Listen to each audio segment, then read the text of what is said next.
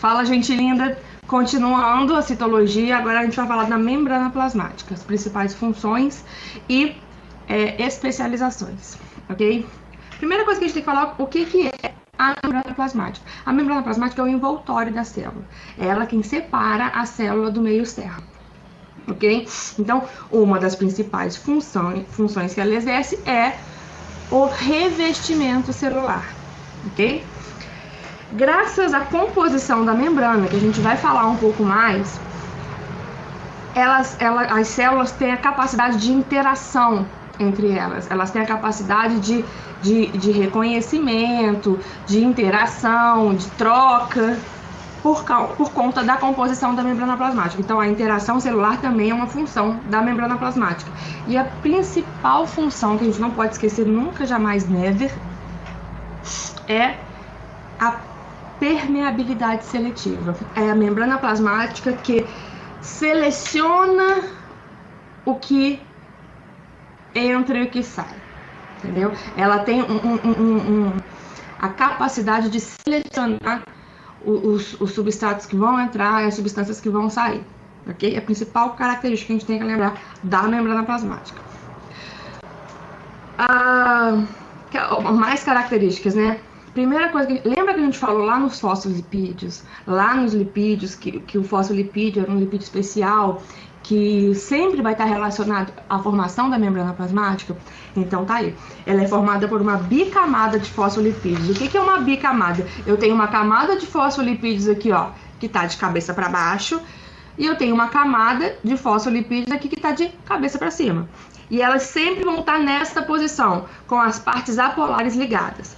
Lembra que o fosfolipídio tem um grupamento fosfato e esse grupamento fosfato é polar, ok? Olha como que o fosfolipídio é.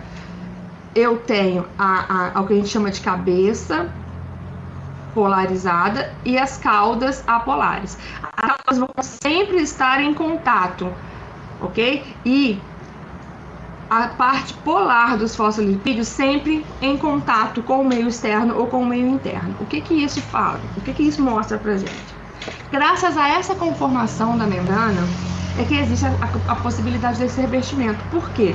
Porque eu não poderia ter apenas uma camada de fosfolipídio, porque essa uma camada eu teria um meio, eu teria uma extremidade polar e outra extremidade apolar. Isso não permitiria a célula como a gente conhece hoje. Tá? O fato de eu ter essa bicamada faz com que as partes apolares se liguem, fiquem juntas, se unam, permitindo que o meio extracelular e o meio intracelular tenham contato somente com a parte polar. Porque tanto o meio extracelular quanto o meio intracelular são meios aquosos, são meios que têm água, e a água é uma substância polar, ok? Então, formada por uma bicamada de fosfolipídio, eu tenho várias proteínas inseridas, tem a proteína integral, tem a proteína periférica, enfim, os tipos de proteínas é só legal você saber, porque são muito variadas nas mais variadas células, tá? Eu tenho carboidratos também na composição dessa membrana, principalmente ao redor, na parte de fora, tá? O principal que a gente vai falar é o glicocálix. Na maioria das literaturas está escrito assim, formação lipoproteica, porque eu tenho lipídios e proteínas. Mas eu também tenho alguns glicolipídios e algumas glicoproteínas. Então, pode ser que você ache que a membrana plasmática é formada por carboidratos, lipídios e proteínas. Mas a maioria das literaturas está classificando ela como uma camada lipoproteica, somente com lipídios e proteínas, tá? Aqui, eu só quis mostrar para vocês, olha aqui. Aqui eu tenho uma célula animal. Eu cortei não, né? Esse desenho se refere a essa beiradinha da membrana plasmática, mostrando que as partes que nós falamos que são apolares, elas estão em contato, permitindo que as partes polares tenham contato com o meio extracelular e o meio intracelular. Tá? A gente fala que o lipídio é uma molécula anfipática, que ela tem uma parte polar, outra parte apolar. Então, fosfolipídio sempre vai estar ligado com a membrana plasmática, tá? E a gente tem vários tipos de fosfolipídios. ok? Mas a gente não estuda. Agora vocês não têm que se preocupar com todos esses tipos, ok? Eu botei aí para vocês, ó, o mosaico fluido. O que que isso significa? Você vai entender melhor no próximo slide. Olha aqui o desenho de uma membrana plasmática. Lógico que é um esquema. Eu tenho a bicamada de fosfolipídio, o grupo fosfato do fosfolipídio está em amarelo e as perninhas estão aqui, no caso, em marrom. Eu tenho vários tipos de proteínas inseridas, ó, tem uma proteína alfa-hélice, uma proteína aqui, vários tipos. Então, quer dizer, a gente não tem que se preocupar com a classificação dessas proteínas, não, porque elas são diferentes e diferentes células. Então, o que eu quero que você entenda é que eu tenho proteínas que são transmembranas, que passam, elas são totalmente inseridas na membrana, tendo contato com o meio extra e com o meio intracelular, e eu tenho as proteínas que são apenas periféricas, que elas não passam para cima, não transpassam a membrana. Elas estão ou no meio extracelular ou no meio intracelular, ok? Aqui desse lado de cá, que deve estar minha carinha tampando, eu tenho o glicolipídio, que é uma molécula de carboidrato com fosfolipídio, e aqui eu tenho o colesterol, que é de extrema importância a gente entender, ok? Vamos lá. Qual que é a importância da bicamada do fosfolipídio? Gente, aqui eu tenho uma camada de fosfolipídio, aqui eu tenho outra. Ela tem a capacidade de fazer isso aqui. O que a gente fala, o que dá fluidez. Lembra lá na frente, o mosaico fluido. Então, a fluidez é dada pelos lipídios, pelos fosfolipídios, além de quem? Do colesterol, que também ajuda na manutenção dessa fluidez. Ok? O colesterol tem importantíssima função na manutenção dessa fluidez.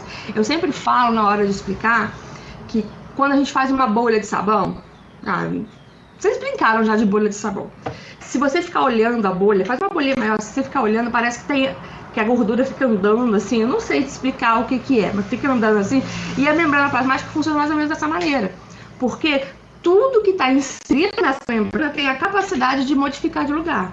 Entendeu? Então, por isso é chamado de mosaico fluido. O fluido é dado por quem?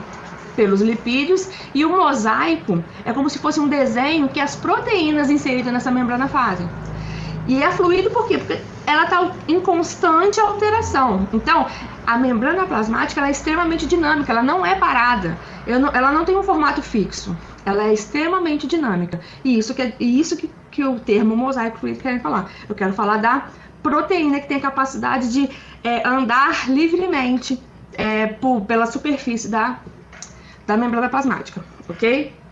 Vamos lá.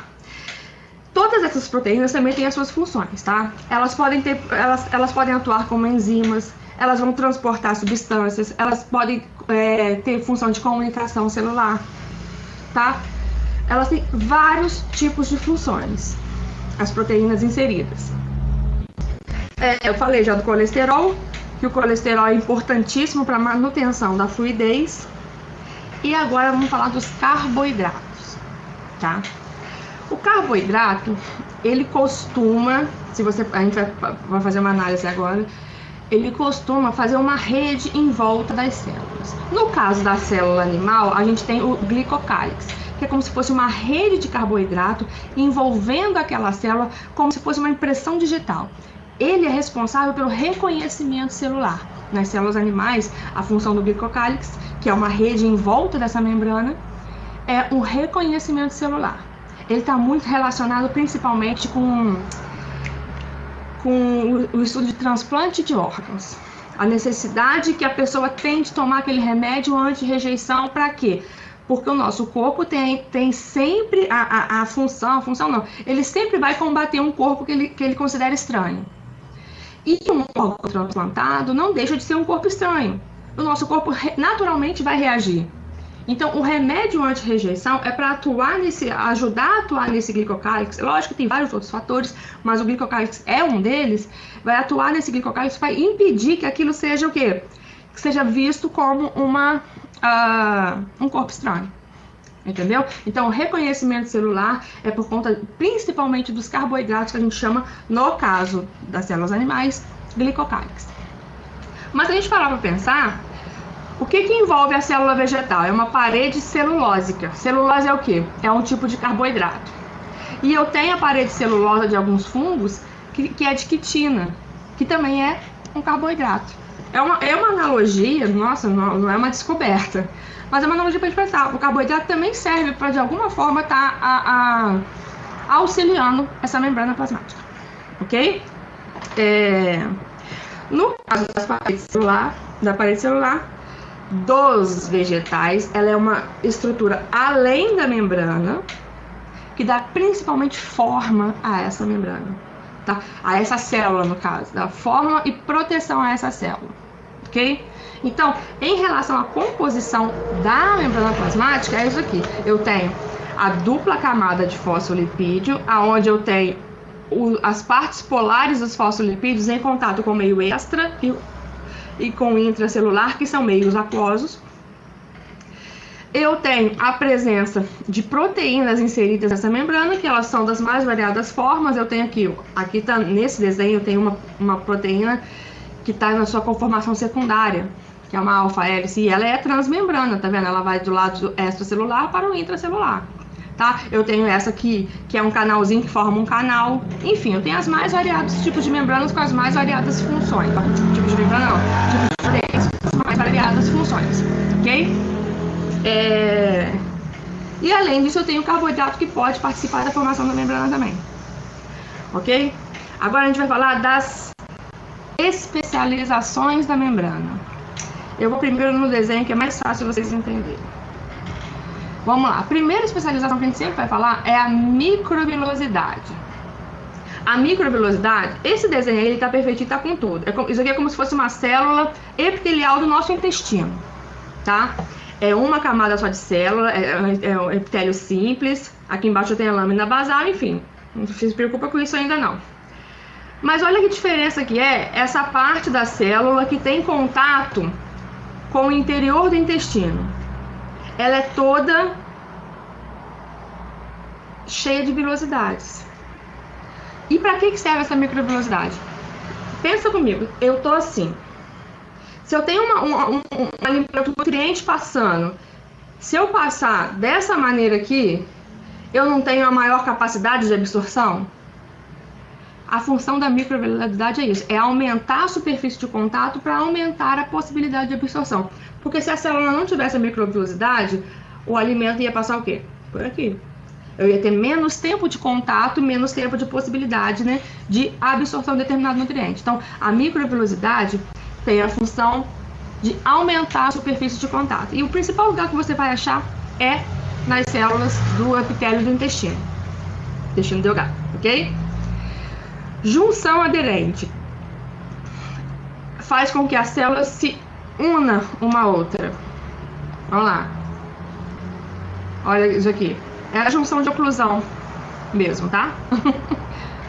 É uma junção. Eu não permito a passagem de nada nesse interior. Voltando a falar do intestino ali, ó. Eu não permito a entrada de nenhum tipo de substância entre as minhas células epiteliais.